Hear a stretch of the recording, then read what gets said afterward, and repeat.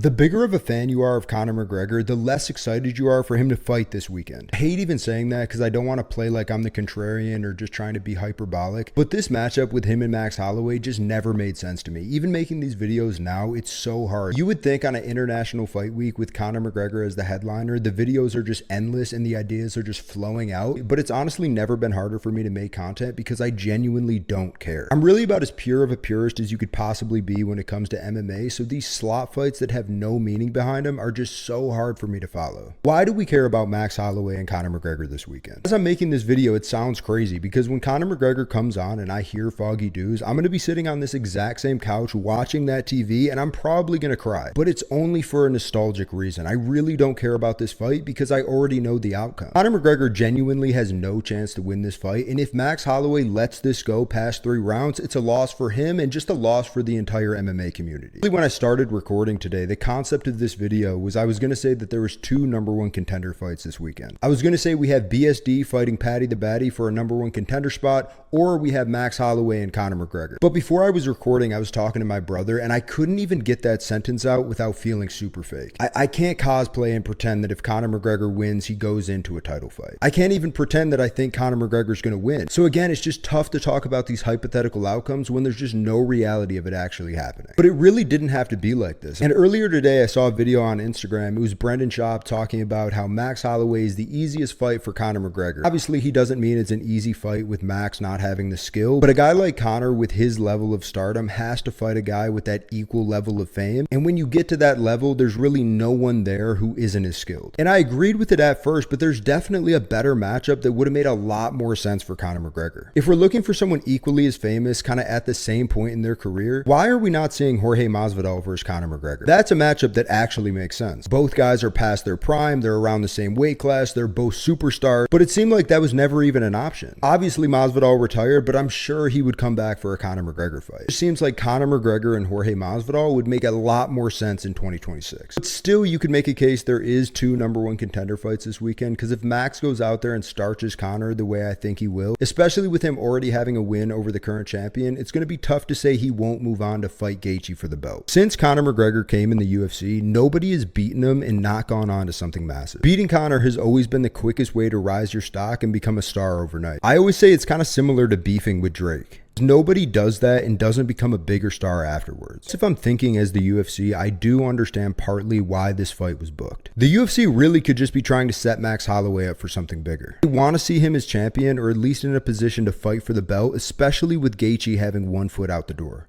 And I just got to say it for the low IQ, but if he doesn't beat Conor, and again, I almost feel stupid saying this because there's literally 0 chance, but if Conor somehow beats Max, the UFC instantly has the biggest fight in the history of the sport. And I really want to hear your guys' thoughts, because Conor would then have 2 options. He'd either move down to 155, which I really can't imagine him doing, and fight Justin Gaethje for the undisputed lightweight belt, or he stays at 170 and fights for the BMF. It just becomes such a hard sell if we're putting Conor McGregor and Charles Oliveira on a poster. Because at that point, why just settle for the BMF? Why wouldn't Conor go up to 170 and fight Islam Makhachev? It all seems a little bit ridiculous, but I think the most likely outcome and why this fight was made was to put Max Holloway over. But having Conor McGregor as a headline is kind of a win-win, because you either put the guy over and launch him into superstardom, or Conor McGregor wins and we live in fantasy land. But there is one outcome that can completely ruin the UFC. If Max Holloway wins by decision and Conor McGregor is even remotely competitive in this fight, everything goes to shit. And the narrative is going to be ring rust and we need to get Conor 1 more fight to get things loosened up. Or God forbid it's even a relatively close fight and then the low IQ fans are clamoring for a rematch. We cannot waste any more time on this slop. As soon as this fight is over, we need to move on immediately. So I hope Max doesn't play around too much with Conor and make this a close fight, because if he genuinely wants to fight for a championship next, this has to be a decisive fight.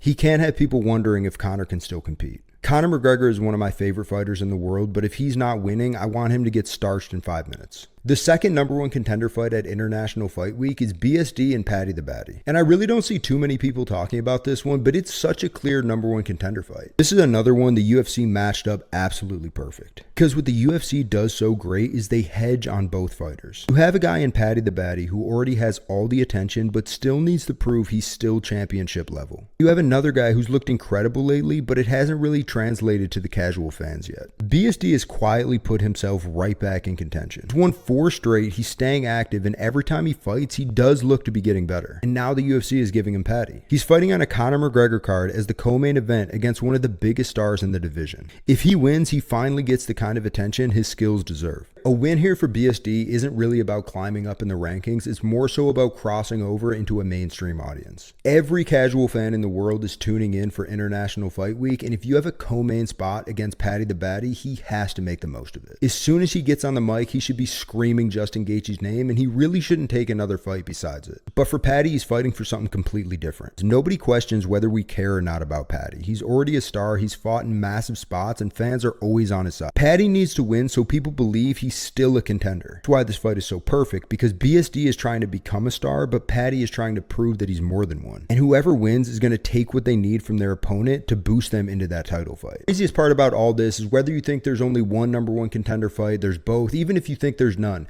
Arman is nowhere to be seen. It's International Fight Week, and I haven't heard Arman's name once. Conor McGregor, Max Holloway, BSD, Paddy the Baddy. Arman's probably wrestling Kobe Covington somewhere. A year ago, everyone would have told you that Arman was next. He should have been in one of these spots. Now he's going to be sitting at RAF watching 2 different fights that could be title eliminators. It just shows how quickly things work in the UFC. You can't just sit on a win streak anymore and expect the division to wait for you. Somebody stays active, keeps winning, and gives the UFC bigger fights to sell, they're going to move right past you. Unless you're Conor McGregor, but still, even Conor has to win if he's going to get that title fight. Quillen Selkid, by example, just got another fight booked against Gamrot, and if he wins that, he could be fighting for the belt next. All these guys are starting to lap Arman because he'd rather play influencer than actually fight. Let me know what you guys think in the comments. Is someone getting a title shot after this? Let me know what you guys think is on the line. Like and subscribe, and we'll catch you in the next one.